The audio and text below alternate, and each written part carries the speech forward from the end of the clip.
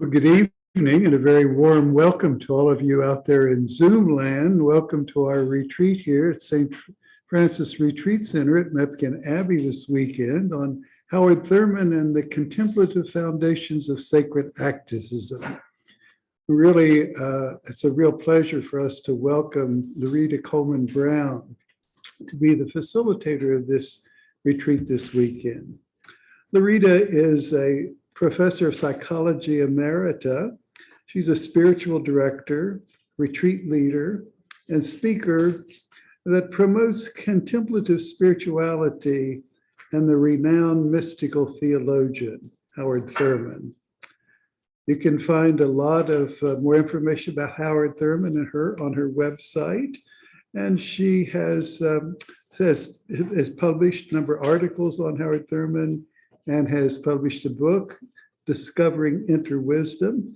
And she has a new book coming out, What Makes You Come Alive? A Spiritual Walk with Howard Thurman, that will be released by Broadleaf Press in 2023. So with that, I'm going to turn the retreat over to Lerita. Lerita, welcome.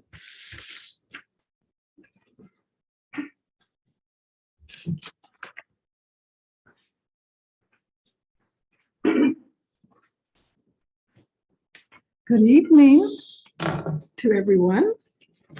I am just so delighted to be here.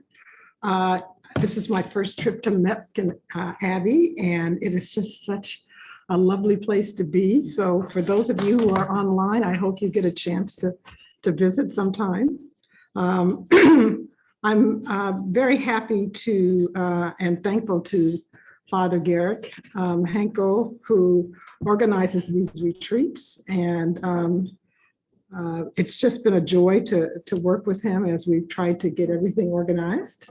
And to Joy, who is our Zoom master tonight, and is keeping all things together here. So thank you so much. I am also very grateful to be accompanied by my husband, Columbus Brown, who is one of those absolutely fabulous behind the scenes, but gets many things to many places. He's probably been through this retreat more times than he can remember, so probably can recite it himself.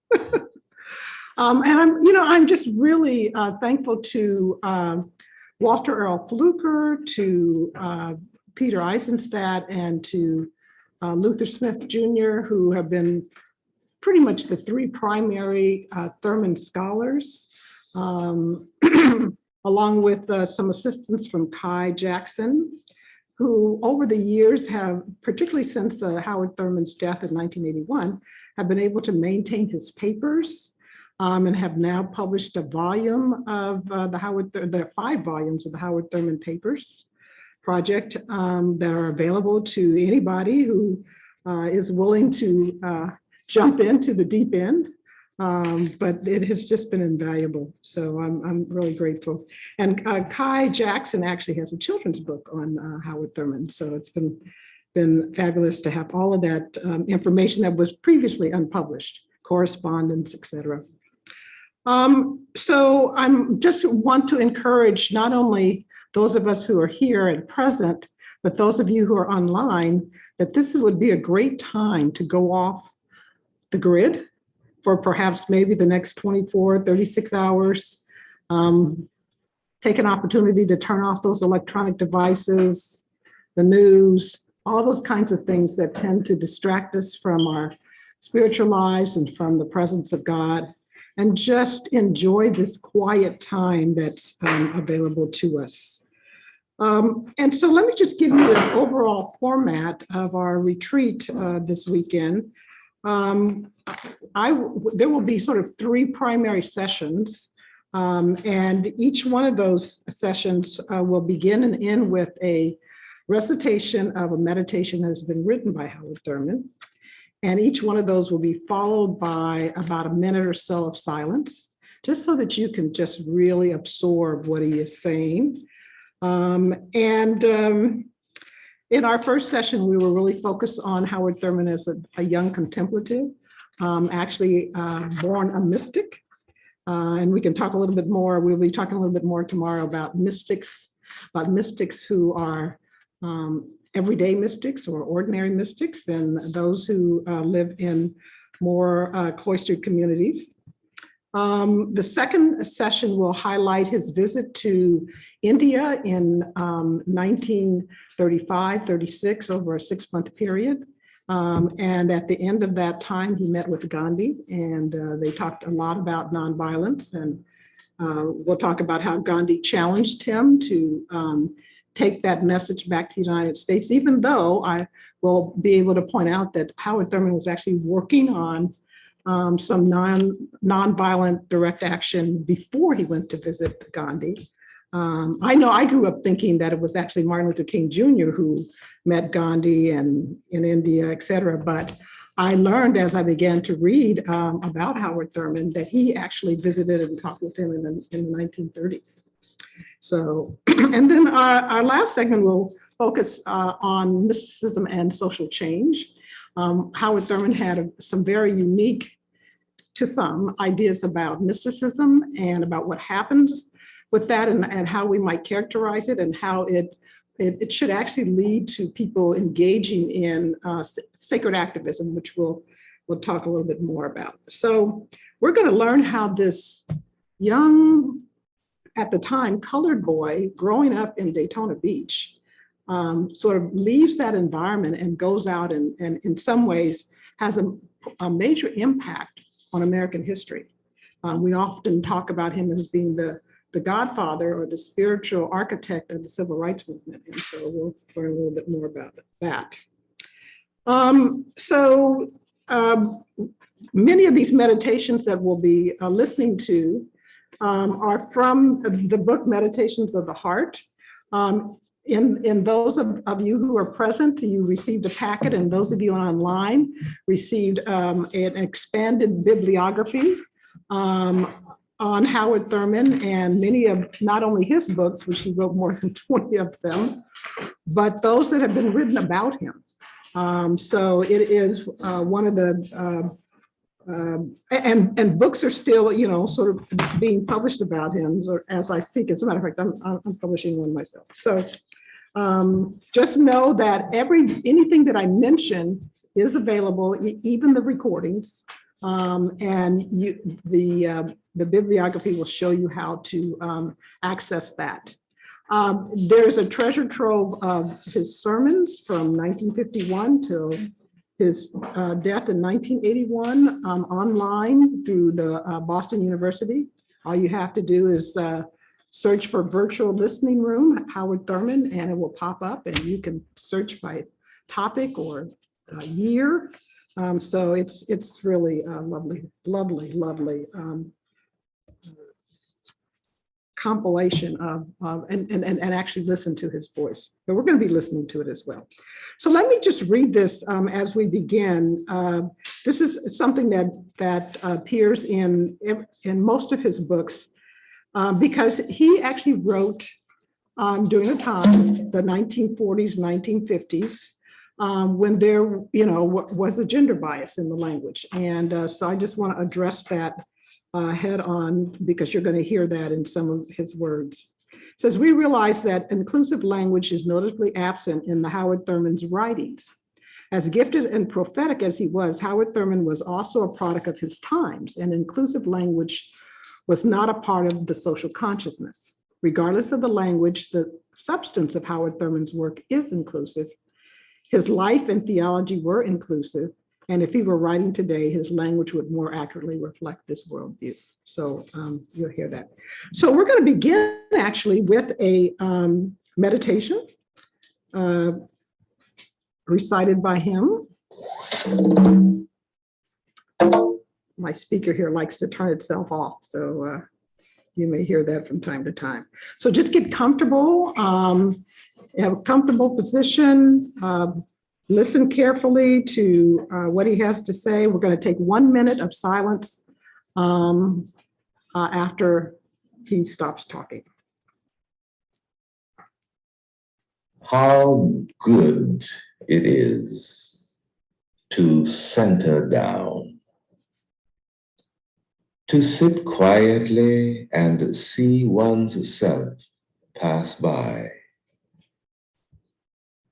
The streets of our minds seethe with endless traffic.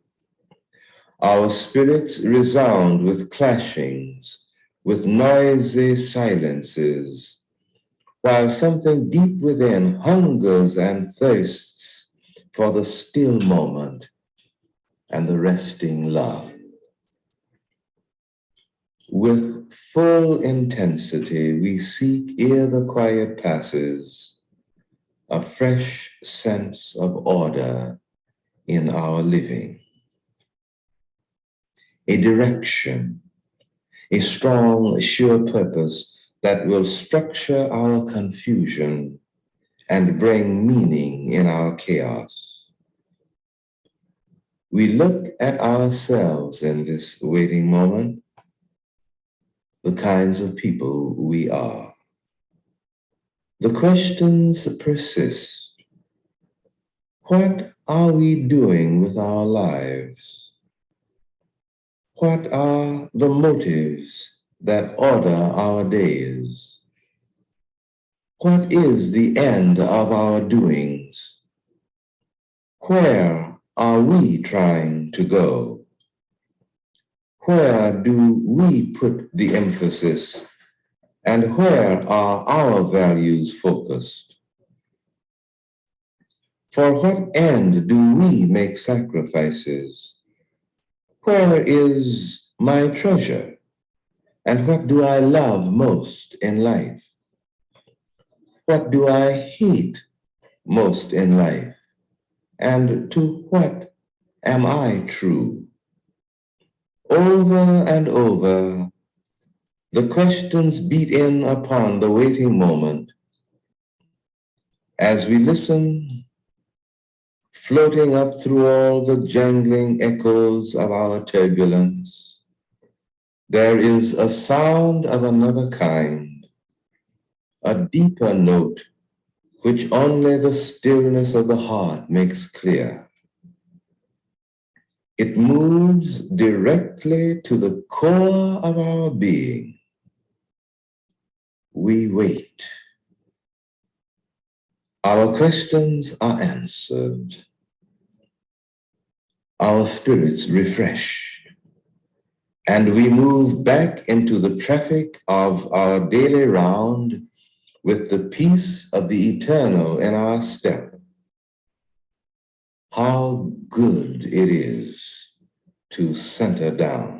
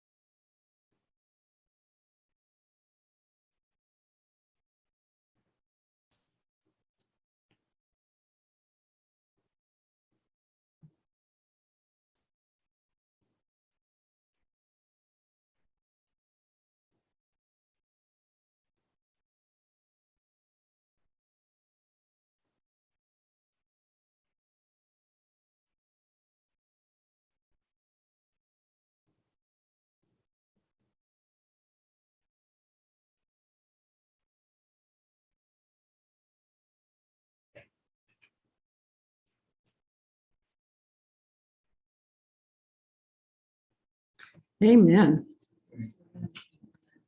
So as a little girl, I used to like to sit out in the wind. You know, anytime the trees, leaves started swaying, I was running outside. And, you know, my mother would, you know, sort of say, okay, but please put on a jacket or something. And of course, many people thought that I was strange, you know, to just go outside and sit there. But I now realize, and as we'll see with Howard Thurman, that I was born a contemplative. I just loved stillness. I loved the quiet outside or inside.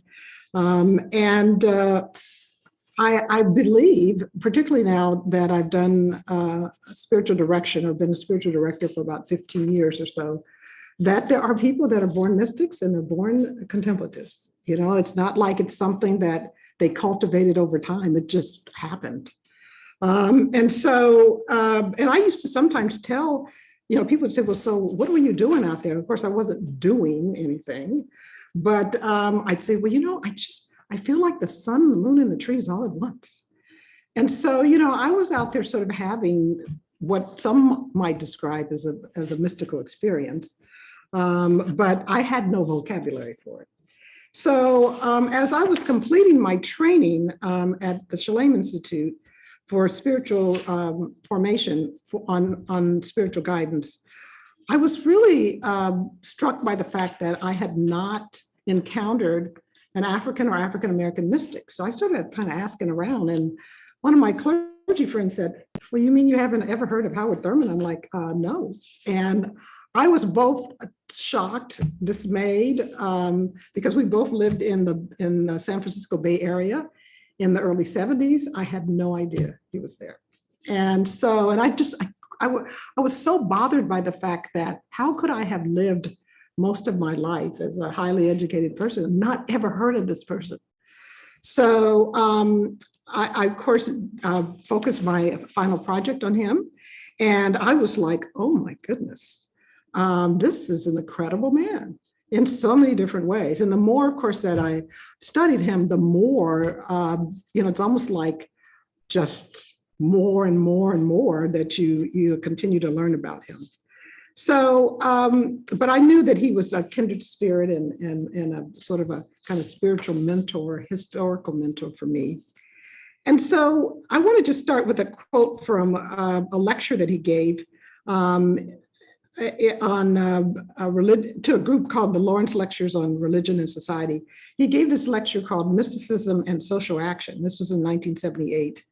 And it's actually cited in the book Mysticism and Social Change by Alton Pollard. So this is what he writes. He says, social action is an expression of resistance against whatever tends to or separates one from the experience of God, who is the very ground of his being. The mystic's concern with the imperative of social action is not merely to improve the conditions of society. It is not merely to feed the hungry, not merely to relieve human suffering and human misery. If this were all in and of itself, it would be important, surely. But this is not all. The basic consideration has to do with the removal of all that prevents God from coming into himself in the life of the individual. Whatever there is that blocks this calls for action.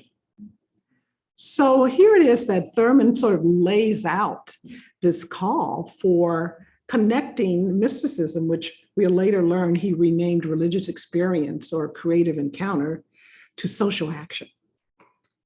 And this is one of the questions that we, will be working with as we go through this retreat. How did he get here? How did this young man get here? What happened to him in his life, in the depths of his spirit, that would lead him to write these words? As a matter of fact, some people actually refer to him as a mystic activist, which I don't think we don't always put those two words together or think about them together. So now each of you should, online as well as here, have a timeline of Howard Thurman's life. And so we'll be referring to it from time to time.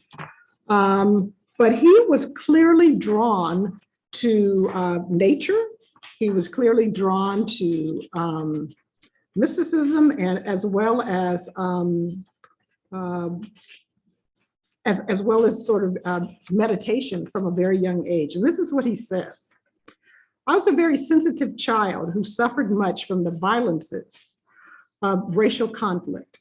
The climate of our town, Daytona Beach, Florida, was better than most Southern towns because of the influence of the tourists who wintered there. Nevertheless, life became more and more suffocating because of the fear of being brutalized, beaten, or otherwise outraged. In my effort to keep this fear from corroding my life, and making me seek relief in shiftlessness, I sought help from God. I found that the more I turned to prayer, to what I discovered in later years to be meditation, the more time I spent alone in the woods or on the beach, the freer became my own spirit. And the more realistic became my ambitions to get an education. So think about this. Thurman, as a young boy, is turning to God. This is in the early 1900s, turning to meditation that he discovered outside. Now, he was born on November 11th, 1899 in sort of near Palm Beach, Florida. His family moved back to Daytona Beach, Florida, where they had been earlier. And he lived with his mother, grandmother, father, older sister, and younger sister. And his father worked for the railroad. And I just want to highlight sort of two major events along with his sort of contemplative comments. His father came home one day very ill, and he actually had pneumonia. And so he, was very ill for about 3 days and died. And Howard was actually, young Howard, 7 years old, was actually in the room when his father passed away. Very traumatic.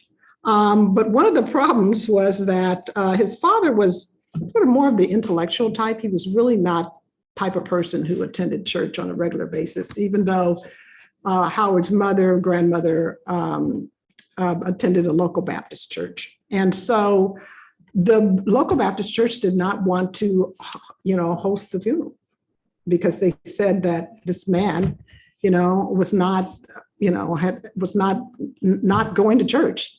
And so a local sort of a itinerant traveling preacher said, well, look, I'll do the funeral. But he actually took the opportunity to condemn Thurman's father to hell for not being a churchgoer. And so, because you can imagine how bewildering this was for Thurman at 7 years old to hear this, and kept saying to his mother, this man didn't know Papa, he didn't know him, he was a good man. And so at the time, he said that he said, I'm not going to go to church when I get older. Obviously he was going because his grandmother and mother were going, as well as his sisters. But he kept having these experiences outside in nature. And so I want to read one. He says, the ocean and the night together surrounded my little life with a reassurance that could not be affronted by the behavior of human beings. The ocean at night gave me a sense of timelessness, of existing beyond the reach of the ebb and flow of circumstances. Death would be a minor thing. I felt in the sweep of that natural embrace. The experience of these storms gave me a certain overriding immunity against much of the pain with which I would have to deal in the years ahead when the ocean was only a memory. The sense I held, I felt rooted in life, in nature, in existence. He writes that in his autobiography. And he also spent a lot of time walking along the beach. And one of the times he says, I had a sense that all things, the sand, the sea, the stars, the night, and I were one lung through which all of life breathed. Not only was I aware of a vast rhythm enveloping all, but I was a part of it, and it was a part of me. So he was having these deep mystical experiences outside in the woods. And it's interesting how for many people, their first experiences of God are not in church, but they can be anywhere, and for him, they were outside in nature. And so he found that this being outside really helped him during this time of grief and sort of sense of loneliness. And he had an oak tree, and I see that we're just surrounded by these beautiful oak trees here. at Mepkin Abbey. And we were talking about which one would have been Howard's tree, but he had a tree in his backyard. And he used to sit in front of this tree and talk to the tree. And he said he felt like the tree understood him and embraced him. And I have to say, more recently in writing this book, I've come to understand that trees do a lot of communicating. I don't know if any of you are familiar with that research, but it's amazing. And so he said he, felt connected to this tree. And so he says about the oak tree, the oak tree held its ground. It was rooted in life, in nature and existence. I needed the strength of that tree, and like it, I would hold my ground. And he said he had cultivated a special relationship with the tree, and he says, I could sit my back against the trunk and feel the same peace that would come to me in my bed at night. I could reach down in the quiet places of my spirit, take out my bruises and my joys, unfold them, and talk about them. I could talk aloud to the oak tree and know that it understood. It too was a part of my reality, like the woods, the night, and the pounding surf, my earliest companions giving me space. So he learned a lot from nature, but in particular from trees, that they could actually outlast storms. You'd sort of bend with the storm, and that there was something constant in this tree that was not subject to all of these storms that pass through as they do in life. And he felt like there was something like that inside of each of us, inside of our spirits.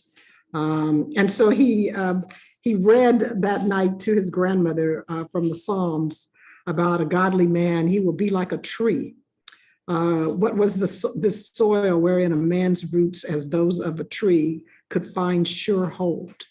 So there was something about these aspects, different aspects of nature that kept reminding him that there was not only a connection, but each part of nature was providing its own lesson to him about life.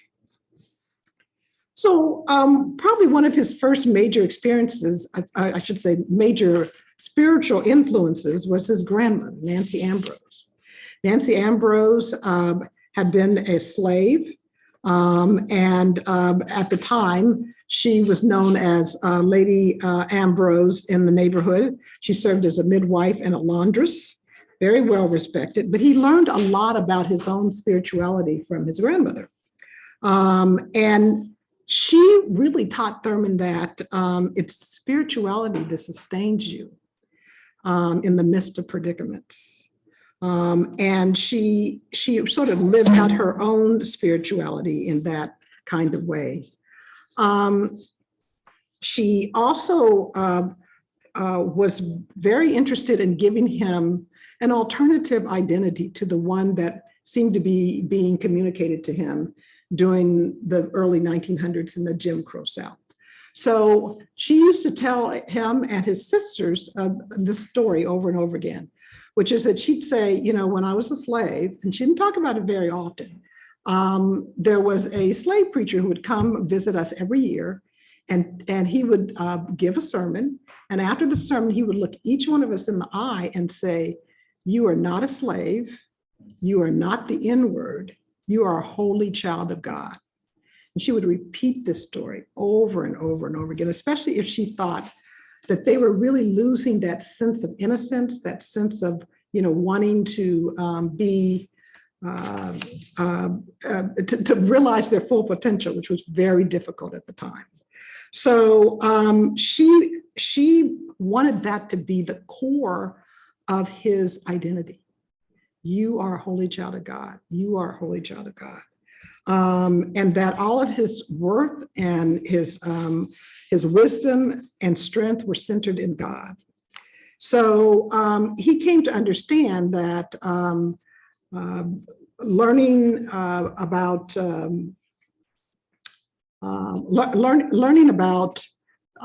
God in this way, and also by it being modeled by his grandmother.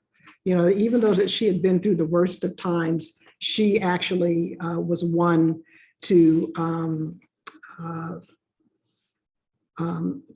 survive and thrive, even though she had been through all that, because she was very much connected to God in that way. So as you will look at the timeline, you'll see that Howard Thurman finished grade school in Daytona Beach under some special circumstances. At the time, African-American children could not go to school. They could only go to school for 7 years, which de facto eliminated high school for them. But he was a very bright young man. And so the community came together and had the local principal of the school tutor him for a year so he could pass the 8th grade exam, so he could then go on to the Florida Baptist Academy. Which was one of 3 residential high schools for African-American children in the state of Florida at the time. He actually really sort of worked several jobs but graduated from Florida Baptist Academy as the valedictorian. And as a result of graduating from Florida Baptist Academy as the valedictorian, he was awarded a scholarship to Morehouse College. He attended Morehouse College, and there's this rumor that he basically read every book in the library at the time. During this one summer, he went to Columbia to study philosophy.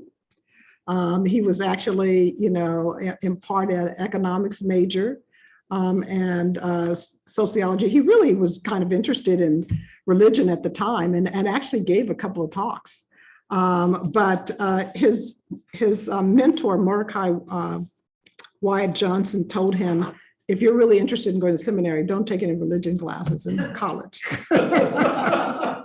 Because they're going to be worthless pretty much. So he didn't really, he studied mostly philosophy and economics, and of course graduated valedictorian of his class from Morehouse College. He went on to study at what is now called Colgate Rochester Seminary. He had quite the career there.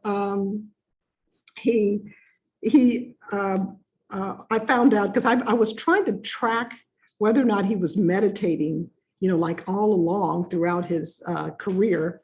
And I found out that actually he led a meditation group at the seminary. He really wanted to go Andover Newton Seminary, but they were not allowing Black people at that seminary at the time. So he went to Colgate Rochester, which would admit 2 Black students in the same year so they could room together. And interesting, during the time that he was there, one of the students dropped out. And so then they had to figure out what to do about that, which is what they did about that was he sort of created a new situation where he did room with two other white guys. But one of the things he was known for was inviting, other people in the seminary to his room where he would read some scripture and they would sit in silence. So he was basically leading a meditation group in seminary. And of course he graduated valedictorian in his class. So obviously incredibly bright. He did have a particular professor there, George Cross, who basically wanted to encourage him to what he called feed the hunger of the human spirit. And this is what he says to Howard Thurman as he's graduating. He says, "I think, Howard Thurman, you have the ability and the gift to make a creative contribution to American religious thought. You are sensitive and you are a Negro. No one could blame you if you did battle on the racial problem, but as your friend, I say to you that to do that would be a waste. This must be done, but your gifts are in another dimension. No white man has the right to say this, but he does not know, for he does not know what it is to be a Negro, but all social questions are temporary questions. They are part of the total growth of a race to maturity. But man's energy goes into social problems. When that is no longer relevant, his work is done. You, Howard Thurman, should address yourself to the timeless hunger of the human spirit. Doing so, your greatest capacities will be released. Well, Thurman sort of looked at that and he thought, okay, but yeah, you don't understand what it's like to live inside the body of a Black man here in, this time. So what he chose to do was to try to work on both fronts at the same time, as we will see. One of his first assignments after graduating from seminary was to a church in Oberlin, Ohio, Mount Zion Baptist Church, and he was not only preaching there, but also taking some courses, graduate courses at Oberlin in religion. But one night he decided that he needed to go out and in sort of the next town, he attended a conference on religious education or something. And he got kind of bored, sometimes you know. So he got up and decided to go outside for some fresh air. And as he was walking outside, there was a table with some books on it. And, he sort of bought a couple of books. One of them he thought had a very interesting title, and it was called Finding the Trail of Life by Rufus Jones, who was, at the time, although Howard Thurman didn't know this, a renowned Quaker mystic. And so he picked up the book and he started reading it. And it was really the story of Rufus Jones' experiences as a young boy growing up as a Quaker, but also as a mystic. And so Howard, he just sat there and read the whole book in just one sitting. And he thought, I got to study with this man because he's really describing what my childhood was like. So he spent some time, once he got back, he started looking around for where was Rufus Jones. And of course, at the time, he was a renowned professor of mysticism and religion at Haverford College in Pennsylvania. And so Howard said, I don't know how I can connect with this man. But he, I happened to go and I like to talk about what I call holy coincidences or sacred synchronicities. So, he happened to go to some other conference. He ran into a man who happened to be a Quaker who invited him to a conference to give a talk. And all of a sudden, he says to this man, he says, hey, by the way, do you know Rufus Jones? And this man said, well, yeah, I've known him for 40 years and he used to be my neighbor.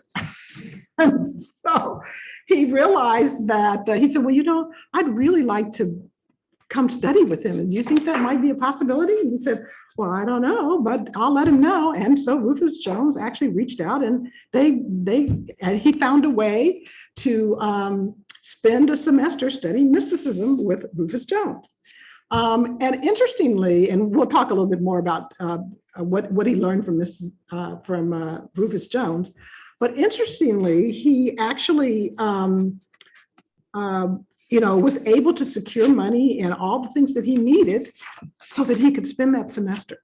And Rufus Jones, of course, had this extensive library full of books on mysticism. He studied, Francis of Assisi, and his favorite was Meister Eckhart. And, so basically he and Rufus Jones were people who were sort of mystics and then studied mysticism, right? As opposed to the other way around, I call them like mystic scholars or something, so it's mystic and then scholar of mysticism. And I think a lot of times when we think mystics, we either think of Catholic mystics or at least mystics in the monastic tradition. And so it's really unusual for us to imagine that there are other people who are actually having or sort of out in the general population who are walking around as mystics. So Rufus Jones happened to be one of those people. And there is this mystical tradition in the Quaker religion of sitting in lots of silence and talking about silence. They're very opposed to violence, very much believing that social justice is a priority. and that the divine light, lives within each of us, and that light is God via the Holy Spirit speaking to us. So, and there were actually quite a few Quakers who were part of the very active in the Underground Railroad process, really helping lots of people to escape slavery. So basically, Thurman now finds himself studying mysticism with Rufus Jones, and he talks about this one time when he decided to go to one of the Quaker meetings, which they have what they call scripted and unscripted forms of worship. Scripted is where they have some liturgy, but unscripted is where people gather together and just sit in silence. And so in one of those, Howard Thurman talks about his experiences. Although I want to mention something about Rufus Jones' mystical family. Here's Rufus Jones talking as a young boy at about 4 years old. He says, every day after breakfast, we had a long period of family silent worship, during which all the older members of the group seemed to be plainly communing in joyous fellowship with a real presence. The reality of it all was so great, and the certainty of something more than just ourselves in the room was so clearly felt that we little folks were caught into the experience and carried along with the others. The mystical hush had its own awe, and the rapt look on the older faces deepened the sense of awe. By the time I was 4 years old, I had formed the habit of using corporate silence in the heightening and effective way. It brought with it, even for a child, a sense of presence. By the time I was 4. And many Quaker schools emphasize silence, and typically grades kindergarten to 8 sit in silence once a week. So, but in one of the Quaker meetings, Thurman writes this about his experience. He says, nobody said a word, just silence, silence, silence. And in that silence, I felt as though all of them were on one side and I was on the other side by myself with my noise. And every time I would try to get across the barrier, nothing happened. I was just Howard Thurman. And then, and I don't know when it happened, how it happened, I wish I could tell you, somewhere in that hour, I passed over the invisible line and I became one with all the other seekers. I wasn't Howard Thurman anymore. I was a human spirit involved in a creative moment with other human spirits in the presence of God. So there was that experience that he had where he became sort of part of that presence. So one of the things that's interesting about Howard Thurman is that because he had these early experiences with silence and stillness and solitude, he really tried to incorporate that in his worship as he continued along his career. So he spent a couple of years at Morehouse Spelman as their director of religious life. And then he went to Howard University, where he was dean of the Rankin Chapel. And he would sometimes create situations where there would be an opportunity for him to read some art or bring in liturgical dance in the late 20s, or living Madonnas, that is a real woman holding a real baby. But he was trying to, because he said spirituality can't be taught, but it might be caught. And so he was trying to spark that in other people.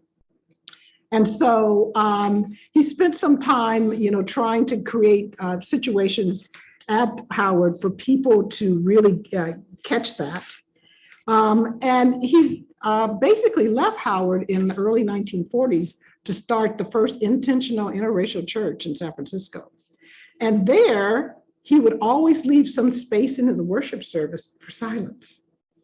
And he found that some people wanted more silence, so he decided to add silence before the service, like about 20 minutes of silence. And that's where many of these meditations that we're listening to come from, his writing these meditations for the silence time. Interestingly, he found that when he inserted the pre-worship silence, requests for pastoral care, for counseling went down. And his sense was that somewhere in all of that silence, all that presence, whatever it was that was bothering people, they got some illumination in there. And so that was one of the ways in which he sort of creatively used silence. Not only was he one of these speakers, as you're listening to the cadence of his voice, he can lean through words and leave these tiny silences, but he also wanted to create more space for that in his worship services.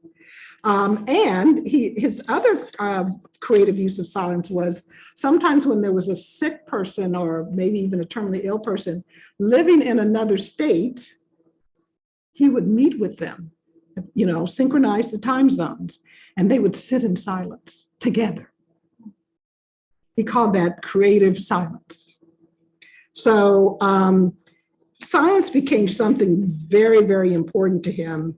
And I think one of the things that he learned from his early life was that by going inside, living from within through this quiet, deep listening, we call it contemplative prayer or meditation, this being centered in God, rooted in God, was giving people the resolve to face whatever it is that came towards them.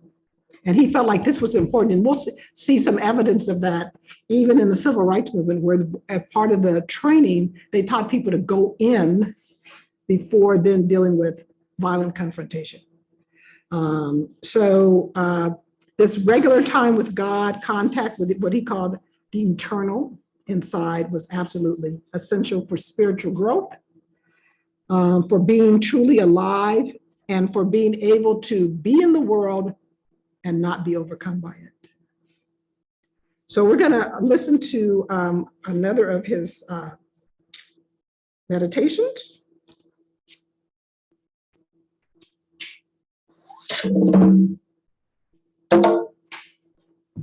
In quietness and confidence shall be your strength.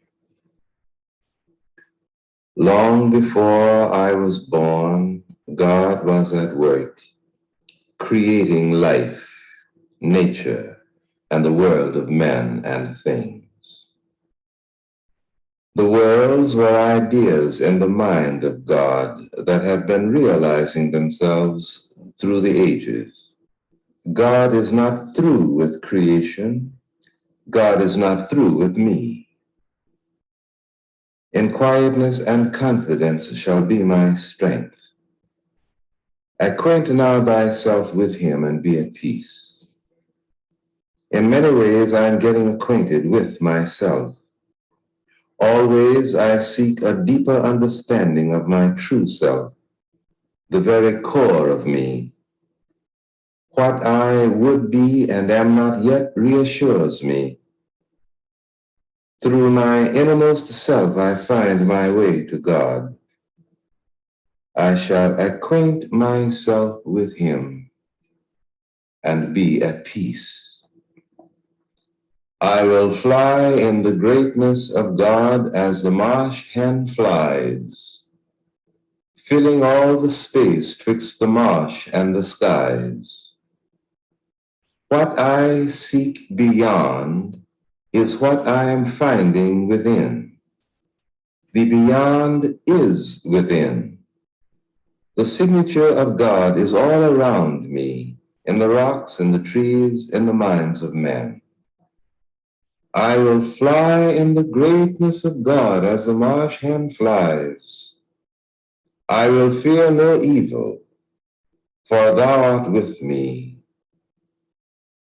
I can never be overcome by evil until the evil that threatens moves from without within.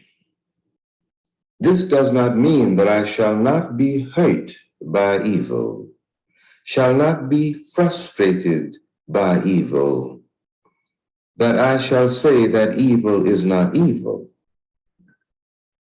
I shall see the travel of my own life with evil and be unafraid. For thou art with me, thy rod and thy staff, they will comfort me.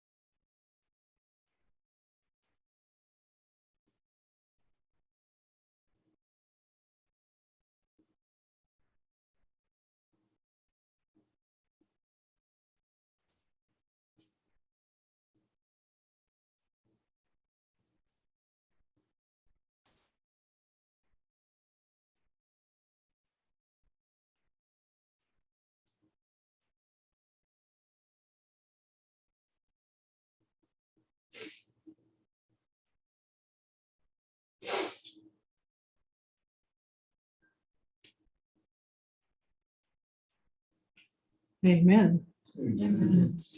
So we're going to take a quick break here until 7 o'clock. So we've got about 9 minutes for people to get up, stretch, get some water, whatever it is that you need. Take a break.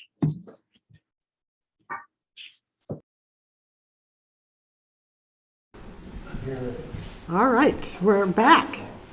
Everybody exhaled for a second. All right, so one of the things we're going to do right now is we are going to do some personal reflection followed by some talking with each other. So those of you who are online, the questions are going to be typed into the chat by Joy. And those of you who are present, there are two questions. One of them is about mystical and spiritual experiences as a child. Do you remember having any? And sort of what kind of reactions did they elicit in you? You know, was it something that scared you, or was it something that brought you joy or awe or confusion, bewilderment? I'm sorry that my handwriting's so bad up there for those of you up there. And then, did they in any way draw you closer to God? Interestingly, of course, we know with Howard Thurman was that he was having these experiences and they did not scare him. In fact, they were wonderful for him. But that doesn't always happen for everybody. And then the second question has to do with where you might have encountered the presence of God. For Howard Thurman, it was outside in nature. And I'm wondering if even now, where is it that you go where you experience the presence of God? It could be, or what connects you to the presence of God? Could be outside, could be in church, could be, during worship, a worship service, or maybe it's music or art. But where is that place for you? And how do you feel about silence, stillness, and solitude?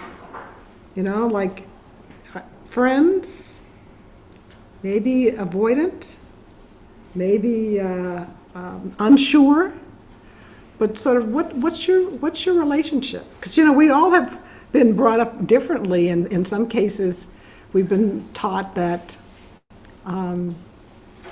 silence is the worst thing that could happen to you.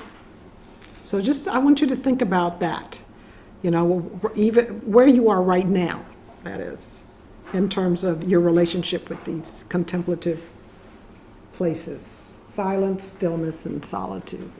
So we're going to do that until about 7:15. You can stay here or go out or whatever. And then at 7:15, we're going to do some talking to each other. So. How do you want us to pair up? All right, so now that you've had a time for some personal reflection on those two questions, I'd like us to gather in small groups, probably no more than 3 or maybe just 2. And I want you to find someone that you have absolutely no idea who they are. Thurman was very high on talking to people that you didn't know. So, so in whatever way that we can set this up, I don't know, maybe if it's not raining, maybe somebody might want to go outside. There's a little conference room back here, you can sit at that table. Yeah. Actually, we've done it just by moving these chairs around. Okay, well, whatever you'd like to do, but just make sure you're not talking to someone that you know.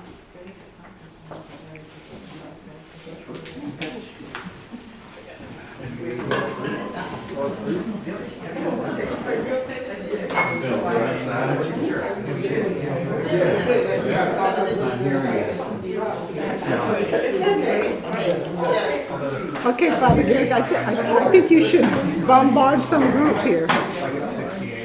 You're gonna find somebody? Okay.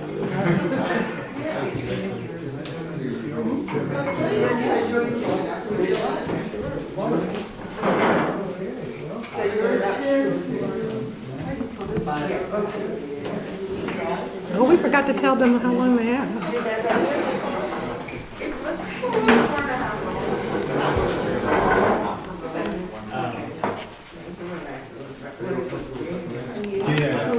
Hey, Joy.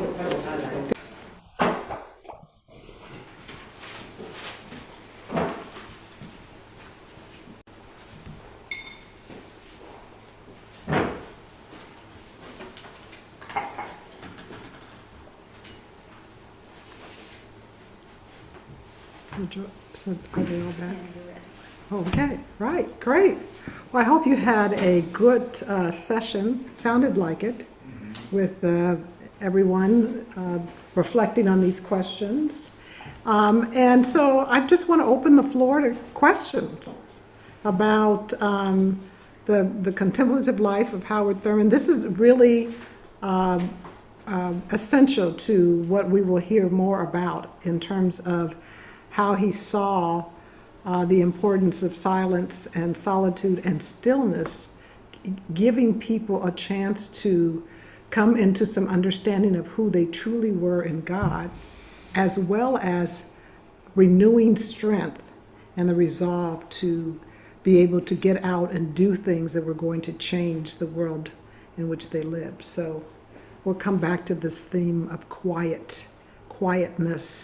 As a matter of fact, the first part of his book on meditations of the heart, first section is just about quietness. Silence is the door to God. In the quiet, one discovers the will of God. Be still and cool in the mind. There's one about a lull in doing. He feels like every day at some point in time, you need to stop doing. Just, to give your mind and other aspects of your life a moment of quiet. He writes a meditation on the still dews of quietness, which are is actually a part of a song. So there's Give Me the Listening Ear, just so many that are dedicated to the importance of being quiet and being able to connect with the presence of God. So questions here, questions online. We're ready for questions, comments. Yes. I don't know if it's a question, but you might comment on it, is his just desire to be, it's almost to be responsible for this contemplative nature of his, this power within himself, to learn more, to find a way, to find Rufus Jones, to just keep learning more, to devour more books, to learn. It's almost, it struck me as the word responsibility comes up, responsibility to the divine, to the relationship, and also to sharing with others his knowledge. I'm just struck by his momentum. So the question is about being struck by Thurman's momentum. And in some ways, people saw him as being driven. But there's a famous quote. He was speaking to someone and he said, I believe God put a coal in my heart and I was his man. And so it was just kind of this idea that, this is what it's about, right? This life is about God. This is not about any of this other stuff. It really is about God. And I think once I discovered, once I found that place, I would never be the same. He said he believes that God put what in his heart? A coal in his heart. Oh, Coleman. Okay. Yes.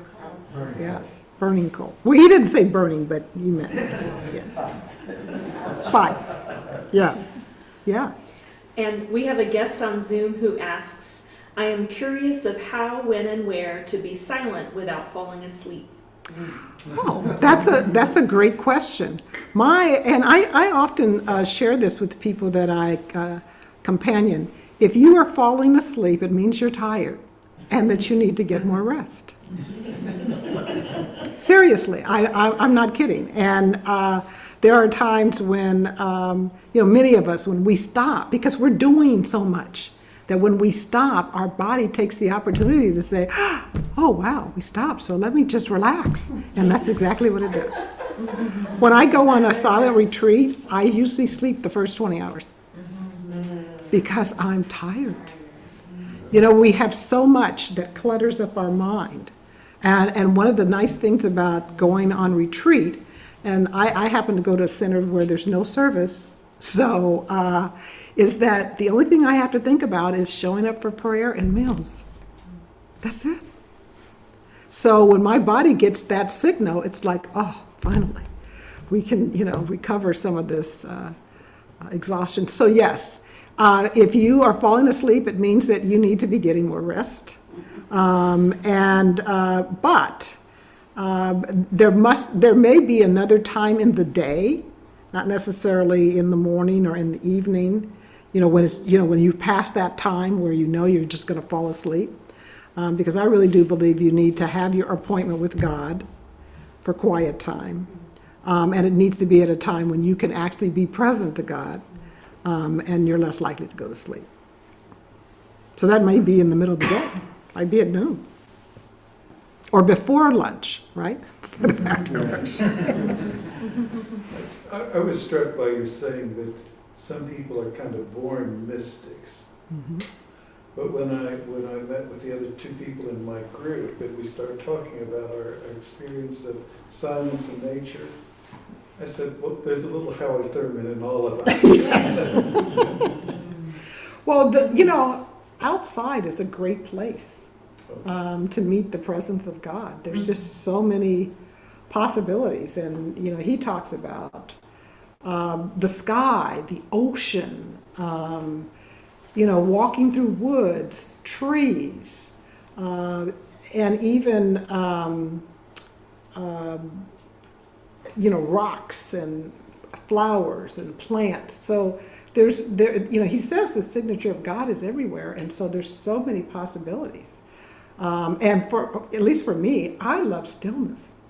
I mean, the stillness outside, that's one of my favorite things, is to be able to experience it, just bask in it, just stand there. If I can get up early enough, by the way, Sunday morning is one of the stillest times of the week. And Christmas morning is probably the stillest time of the year. So if you get out there and get some of that stillness, it's just fabulous. So, depending upon, who you are and the parts that you relate to, certainly outside is a place. He also, was very much connected to animals and rivers. He's got a whole little book on called Deep Rivers, and it's based on the spirituals, some Negro spirituals. But he says you need to pay attention to rivers and how they mold you, and how they flow. They're always flowing towards the ocean, and so so there's lots of different parts of that, as well as he believed in what he called common consciousness. He felt like that we had a consciousness that was connected to everything. Everything that's alive. So we're alive, it's alive, we're part of that. And I think in these days and times, some people might actually refer to him as an environmentalist because he felt like, we need to heal this disconnection that we have with nature. Just a little follow-up with the nature piece. Would you say that noticing is a contemplative practice? Yes. Yeah. Yes. So say you're on retreat and I just started doing it automatically. I was watching the bees, right? Just the bees going from one flower to the next, or butterflies going from one flower to the next, or even, watching birds, or listening to birds singing to each other. I mean, all of those are, can bring you to the moment, which is really, that contemplative space. Yes. I think that's a great practice. Are there other questions? No other questions? Comments? Did anybody want to mention anything about having an experience as a child and what their response was to that? No? Mine was lying down on the ground, just feeling held, my whole length of body lying on the earth. And I still feel that way. I still feel so connected to the divine when I just lay my body on the earth, So it's just laying out on the earth? flat out. Flat out, yeah, yeah. One of my favorites has been in the past watching clouds go by. I mean, talk about stillness, or hawks or eagles or whatever.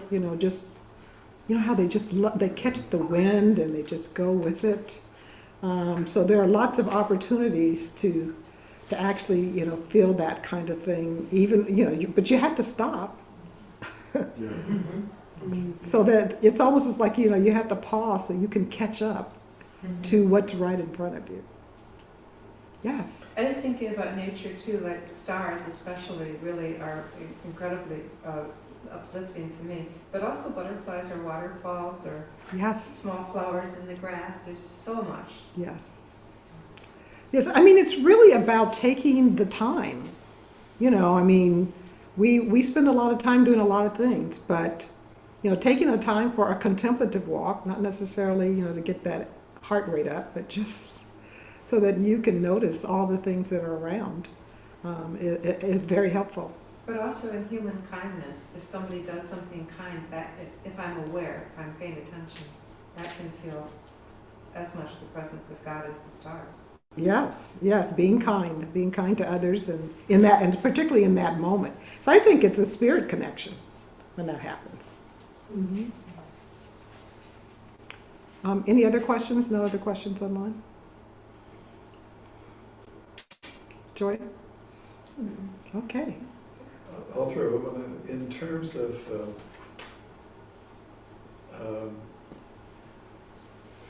being fed by the energy of nature, nurtured by nature, that there's an exchange, Mm-hmm. You can say anything more about that? Yes, because there's an energy. I mean, there's something that enlivens everything that is alive, and so it is that spirit that Thurman would say is in everything that's alive. And sometimes we have to recover that for ourselves. It's not that it's not there. It's that, we're often distracted by other things. And so we're really not aware of that, or burdened by other things. And so to be able to begin to kind of peel those things off so that you can feel that same aliveness. That he was very much into whatever is in the way of your having a connection with that. You need to begin to think about deeply, and find ways to remove that, so that you can feel the same aliveness seeing aliveness as a child, running around just in awe and wonder. When did that stop happening to you? So we have another question from the guest. He says, or they say, what do you do when you stop and you are overwhelmed with despair or disappointment with the pain in the world? So I'm going to talk a little bit more about that tomorrow, but I think it's really important for us just in general to be careful about what it is that we are allowing in, because we can make a choice. You can watch news all day long, or you can choose to watch as needed. So it's real important to be very discerning about what kind of things are you bringing in. And then the second thing is that as you are able to work more and more on uncovering this aliveness in you, Thurman would say, as he says in that last meditation, yea, though I may walk through the valley of the shadow of death, I will fear no evil. So, it's also reclaiming that as a holy child of God. And then third, it's listening for, so what is it that you could be doing in your own area, own little spot? What is your sacred call? It may not be to, as I wanted to do when I graduated from college, save the world. We're all going to go out there and save the world. Well, you come to understand that no, but you do have a purpose for being here, and you do have a purpose, a sacred call. So it's about discerning what is that call and what is that thing that you are supposed to be doing.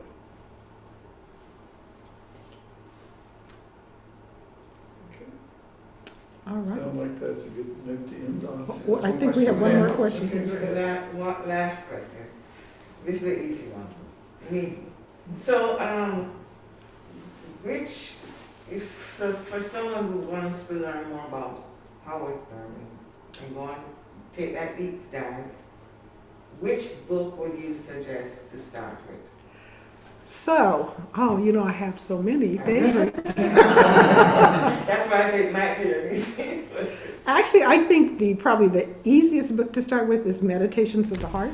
Okay. And it's a great book to read before you sit, and have your quiet time with God.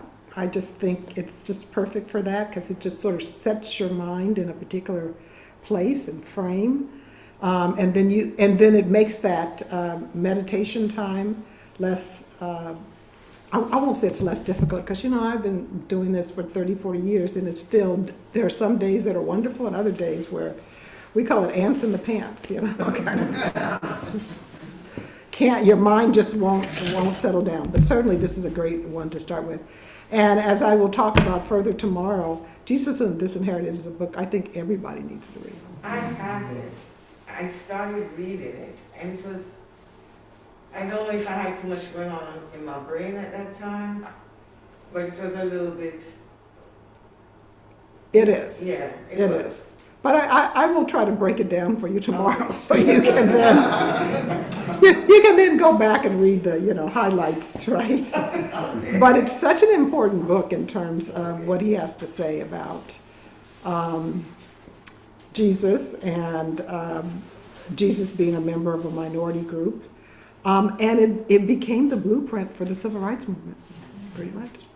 So. They used that book. They say that King carried it with him every time he marched, so really important. And of course, his autobiography is a joy. Yes.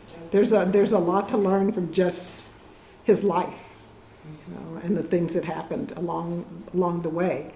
Because I think, in some ways, as he says again and again, once you really surrender your life to God, then these things start to happen.